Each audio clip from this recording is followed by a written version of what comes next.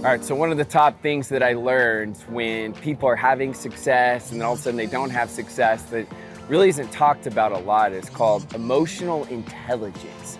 We talk a ton about intelligence and what it takes and the knowledge and the know-how, and we talk about taking action.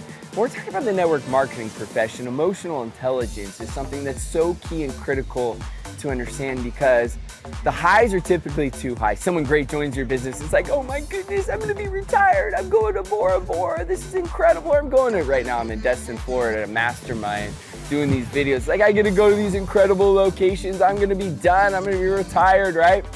And all of a sudden somebody great quits your business. You're like, I can't do this. I don't have enough time. I don't know the right people. And I just live in the wrong area and I'm not great on social media. Do you see what I'm talking about? Momentum can be the great exaggerator when things are going great. And our so-called perceived failures can be the great exaggerator when things are going bad.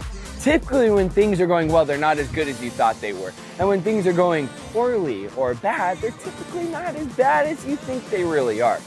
So learning to truly discipline those disappointments, learning to truly manage those emotions, not getting too high or getting too low, and just truly marrying the process and divorcing the results is one of the most important mindset hacks, tips, strategies that can change your business and make all the difference. So go apply that to your business and make it happen.